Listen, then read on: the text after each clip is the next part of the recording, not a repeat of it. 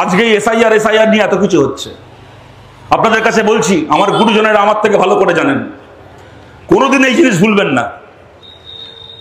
আমার জন্ম 86 সালে, মোটামুটি যখন 95, 96, 97 সাল থেকে আমার একটু একটু করে আমি খবরের কাগজ পড়া শুরু করেছি, আমি একটু একটু করে রাজনীতির খবর রাখা শুরু করেছি। যত দিন গেছে সেটা আরো আমার আগ্রহ বেড়েছে। আমি আমার কথা বলছি, এবং এখানে আমার বয়সী যারা রয়েছেন তারা নিশ্চয়ই আমার সঙ্গে একমত হবেন। এই বাংলার মাটিতে বাঙালি মুসলমানকে বাংলাদেশি বলেছিলেন প্রথম মমতা ব্যানার্জি। বাঙালি মুসলমানকে সন্দেহ করতে শিখিয়েছেন প্রথম মমতা ব্যানার্জি। 97, 98 সালের পর থেকে দিনের পর দিন বলে গেছেন যে বাংলাদেশ থেকে লোকেদেরকে ঢোকাচ্ছে সিপিএম। সমস্ত সীমান্ত এলাকায়, বর্ডার লাগোয়া এলাকায় বাংলাদেশ থেকে লোকেদেরকে ঢুকিয়ে সিপিএম রেশন কার্ড বানিয়ে দিচ্ছে, সিপিএম ভোটার আই কার্ড বানিয়ে দিচ্ছে করে তারা সবাই সিপিএম এর ভোটার হয়ে যাচ্ছে, তারা সিপিএম কে ভোট দিচ্ছে বলে রাজ্যে বামফ্রন্টের সরকার চলছে, নাহলে বামফ্রন্ট সরকার চলে যেত। আজকে মমতা ব্যানার্জি প্রশ্ন করেন না, ঠিক প্রশ্ন করেন যে তুমি অমিত শাহ, তুমি বলছো বর্ডার থেকে লোক ঢুকছে, তাহলে তুমি তো স্বরাষ্ট্রমন্ত্রী, তোমারই তো সরকার, তাহলে বর্ডার থেকে লোকটা ঢুকছে কি করে? কেন আপনার সেদিন মনে ছিল না মমতা ব্যানার্জি যখন আমাদের বামপন্থীদের গালাগাল দিতেন আমরা নাকি বাংলাদেশের লোকেদেরকে কার্ড বানিয়ে দিচ্ছি? আপনার সেদিন মনে ছিল না? সেদিন আপনি মমতা ব্যানার্জি, আপনি কেন্দ্রের সরকারের মন্ত্রী ছিলেন, বর্ডার সুরক্ষা আপনার দায়িত্ব ছিল। কোত্থেকে বাংলাদেশ থেকে লোক আসতো যে আমরা কার্ড বানিয়ে তাকে ভোটার বানাবো? কোত্থেকে লোক আসতো? আপনার সেদিন মনে ছিল না? দিনের পর দিন এই রাজনীতি করে গেছেন মমতা ব্যানার্জি। লোকসভায় স্পিকারের মুখে এরকম বান্ডিল বান্ডিল কাগজ গিয়ে ছুঁড়েছিলেন যেগুলো হচ্ছে জাল ভোটারের নাম। পশ্চিম বাংলায় বাংলার খেটে খাওয়া মুসলমান মানুষ খেতে কাজ করেন, ছোট দোকানদার, রাজমিস্ত্রির কাজ করেন, কাঠের মিস্ত্রির কাজ করেন, সকালবেলা ট্রেন ধরে কলকাতায় কি আশপাশে যান, সুতোর মিস্ত্রির কাজ করেন, সন্ধ্যাবেলা বাড়ি ফেরেন, দিন আনা দিন খাওয়া গরিব মানুষ। বান্ডিল বান্ডিল তাদের নাম নিয়ে গিয়ে লোকসভায় স্পিকারের মুখে ছুঁড়ে মেরেছিলেন, স্পিকারের টেবিলে ছুঁড়ে মেরেছিলেন, মেরে বলেছিলেন এগুলো বাংলাদেশিদের নাম ভোটার লিস্ট থেকে কাটতে হবে। এই আপনি মমতা ব্যানার্জি দিনের পর দিন লোককে বুঝিয়েছেন যে পশ্চিম বাংলায় সাধারণ বাঙালি মুসলমানকে সন্দেহ করো, আপনি বুঝিয়েছেন। আজকে বিজেপি এসআইআর করছে, বিরাট হম্বিতম্বি করেছিলেন, বলেছিলেন এর আগে বলেছিলেন এনআরসি হলে আমি বেঁচে থাকতে বাংলা এনআরসি হবে না, সিএ হবে না। আপনার নাকের ডগায় বিজেপি এখন জায়গায় জায়গায় সিএ ক্যাম্প করে বেড়াচ্ছে। আবার কদিন আগে বলেছিলেন, আজ থেকে 1 মাস আগে বলেছিলেন আমি বাংলায় বেঁচে থাকতে এসআইআর করতে দেব না। 24 ঘন্টার উপর হয়ে গেল, নির্বাচন কমিশন ঘোষণা করে দিয়েছে বাংলা এসআইআর হবে। এমনিও গত 24 ঘন্টায় মমতা ব্যানার্জির কোনো খবর পাইনি। আমাদের চিন্তা হচ্ছে মমতা ব্যানার্জি বেঁচে আছে না মরে গেছে। আমরা চাই না উনি মারা যান এত তাড়াতাড়ি, ওনার পাপের অনেক শাস্তি পাওয়া বাকি আছে। উনি মুখ্যমন্ত্রী থাকবেন না সেটা আমরা চাই, কিন্তু এমনি সুস্থ শরীরে বেঁচে থাকুন। বাড়িতে থাকবেন না জেলে থাকবেন সে অন্য কথা, কিন্তু বেঁচে উনি থাকুন, ওনার দীর্ঘায়ু কামনা করি। কিন্তু বুঝতে পারছি না বেঁচে আছে না মরে গেছে। বলেছিল বেঁচে থাকতে বাংলা এসআইআর হবে না, এসআইআর ঘোষণা হয়ে গেল, এখন ওনাকে খুঁজে পাওয়া যাচ্ছে না। আমরা বামপন্থীরা, আমরা সিপিআইএম আজকে থেকে না, গত 10 বছর ধরে 12 বছর ধরে বলে আসছি বাংলায় ভোটার লিস্টে তৃণমূল কংগ্রেস মৃত ভোটারের নামকে বাদ দিতে দেয় না। মারা গেছে মানুষ, বছরের পর বছর তার নাম ভোটার লিস্টে থাকছে, তার নামে ভোট করছে। ওই সল্টলেকে আপনারা জানেন দ্বিজেন বন্দ্যোপাধ্যায় নাম করা গায়ক ছিলেন, তার মারা যাওয়ার পরে তার নামে ভোট করেছিল, সেটাকে নিয়ে বিরাট খবর হয়েছিল টিভিতে। দ্বিজেন বাবু বড় গায়ক, নাম করা মানুষ, তার ভোট পড়েছিল, খবর হয়। কিন্তু বাংলা এরকম একটা বুথ আছে, একটা বুথ দেখাতে পারবেন গোটা বাংলায় যে বুথে এরকম 10-15টা করে দ্বিজেন বাবু নেই যাদের ভোট পড়ে না? জ্যান্ত লোকের ভোট পড়ুক কি না পড়ুক, বাংলায় বুথে বুথে মরা লোকের ভোট পড়ে। আমরা 10-12 বছর ধরে ভারতে দাবি করে আসছি কেন একজন মৃত মানুষের নাম ভোটার তালিকায় থাকবে। আজকের দিনে তো এটা খুব সহজ, আজ থেকে 15-20 বছর আগে এটা সম্ভব ছিল না, আজ তো এটা খুব সহজ। ধরুন কেউ যদি মারা যায়, তার সৎকার হয়, হয় কবরস্থানে তার কবর হবে, নয় শ্মশানে তার চিতায় তার সৎকার হবে, তারপর তার ডেথ সার্টিফিকেট ইস্যু করা হয়। শ্মশান কবরস্থান দুটোই পঞ্চায়েত, মিউনিসিপ্যালিটি, কর্পোরেশন পরিচালিত। একজন মানুষ মারা যাওয়ার পরে তার ডেথ সার্টিফিকেট ইস্যু করা হয়, হয় পঞ্চায়েত থেকে, নয় মিউনিসিপ্যালিটি থেকে, নয় তার কর্পোরেশন থেকে। তো কেন এরকম হবে না, যে মুহূর্তে একজন মানুষের ডেথ সার্টিফিকেট সরকারি দপ্তর থেকে ইস্যু করা হচ্ছে, সঙ্গে সঙ্গে অটোমেটিক্যালি নির্বাচন কমিশনের অফিসেও তার একটা চিঠি পৌঁছে যাবে, কম্পিউটারে উঠে যাবে নির্বাচন কমিশনের দপ্তরে, যাতে কিনা অটোমেটিক্যালি ভোটার লিস্ট থেকে সেই নামটা বাদ হয়ে যায়। কেন এটা হবে না? আজকে বলুন তো, 10-12 বছর ধরে আমরা দাবি করে আসছি, আমাদের এই দাবিটা অন্যায় ছিল, অন্যায্য ছিল। চাইলে তো ভারতের ইলেকশন কমিশন এটা করতে পারতো, এরা এটা করলো না। তার বদলে এসআইআর এর নাম করে এখন কি ঠিক করেছে, কতগুলো বিএলওকে দায়িত্ব দিয়েছে, তোমরা ঘরে বসে বসে তালিকা বানাও।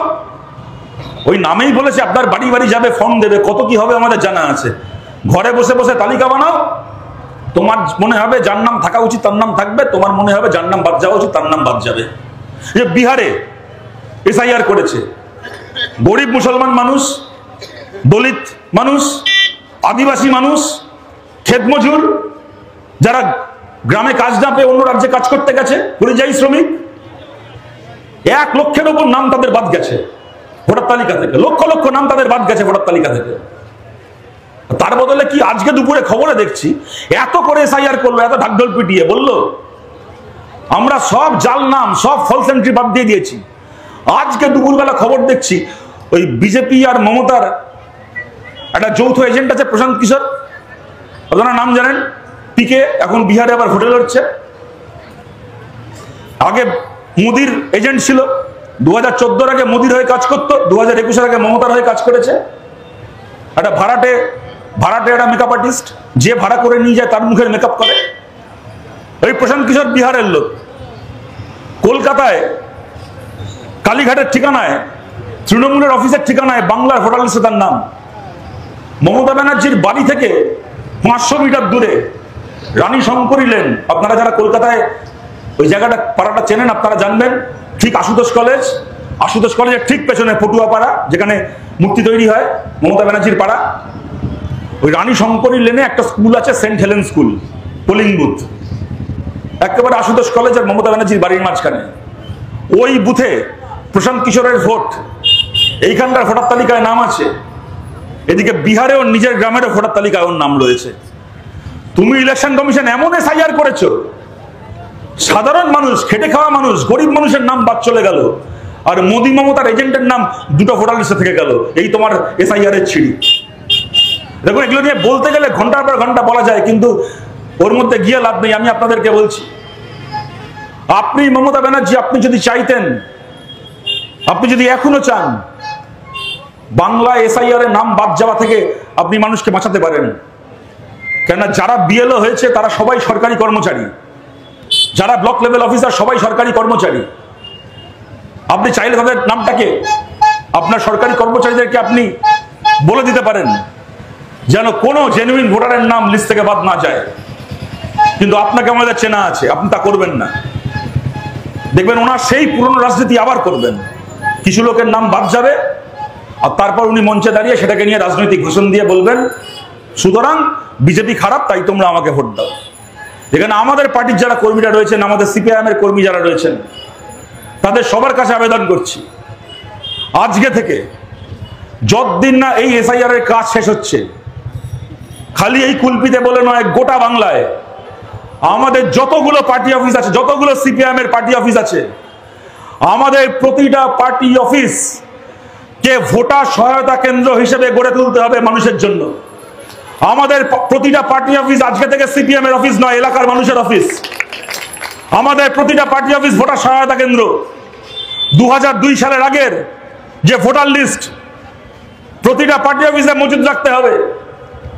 আপনাদের সবার কাছে, দলমত নির্বিশেষে সমস্ত মানুষের কাছে আবেদন করছি, আপনাদের যার যার সেই লিস্টের ছবি দরকার হবে, জেরক্স কপি দরকার হবে, আমাদের পার্টি অফিসে যোগাযোগ করবেন।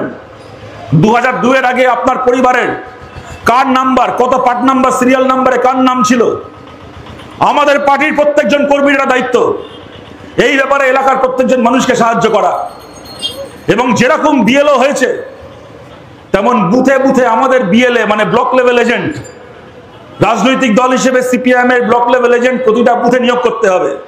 ইতিমধ্যে সেই তালিকা আমরা তৈরি করেছি গোটা বাংলা জুড়ে, এবং আমাদের প্রত্যেকজন সেই কমরেডের কাছে আমাদের পার্টির পক্ষ থেকে এটা পরিষ্কার আমাদের বোঝাপড়া, এটাকে আমাদের কর্মীদের কাছে আবেদন বলুন আবেদন, দায়িত্ব বলুন দায়িত্ব, নির্দেশ বলুন নির্দেশ, যেন এলাকায় এমন একটা বাড়ি না থাকে যে বাড়িতে ইলেকশন কমিশনের বিএলও একা একা নিজের ইচ্ছে মতো গিয়ে নিজের ইচ্ছে মতো হুজ্জুতি করবে।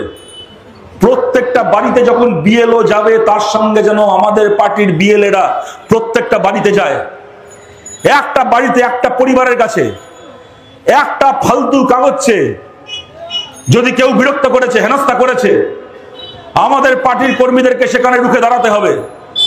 অন্যায়ভাবে যে মানুষের নাম বাদ দেওয়ার চেষ্টা করবে সেই প্রত্যেকটা মানুষের নামকে রক্ষা করার জন্য আমাদের কর্মীদেরকে দায়িত্ব নিতে হবে। এবং আমাদের পার্টির সমস্ত কর্মীকে বলছি, আপনার এলাকায় যে মানুষ আমাদেরকে ভোট দেন বা দিয়েছেন খালি তিনি নন, আপনার এলাকায় যে মানুষ আমাদেরকে জীবনে কোনোদিন ভোট দেননি, হয়তো ভবিষ্যতেও দেবেন না, সেই মানুষের নামও যেন অন্যায়ভাবে এসআইআর করে তালিকা থেকে বাদ দিতে কেউ না পারে, তার দায়িত্ব আমাদের সিপিআইএম কর্মীদেরকে নিতে হবে। একজন সঠিক ভোটারের নাম যেন এলাকা থেকে বাদ না যায়, এবং বুথে বুথে মৃত ভোটারের নাম, এবং একই মানুষের একাধিক বুথে নাম রয়েছে সে তালিকা আমাদের কাছে আছে, আমাদের কর্মীরা স্ক্রুটিনি করেছে, সে তালিকা আছে, সেই তালিকাও এদের কাছে জমা দিয়ে সেই নামগুলোকে লিস্ট থেকে বাদ দেওয়াতে হবে। কিন্তু জেনুইন একজন ভোটারের নামও যেন লিস্ট থেকে বাদ না যায়, তার দায়িত্ব আমাদের কমরেডদেরকে নিতে হবে।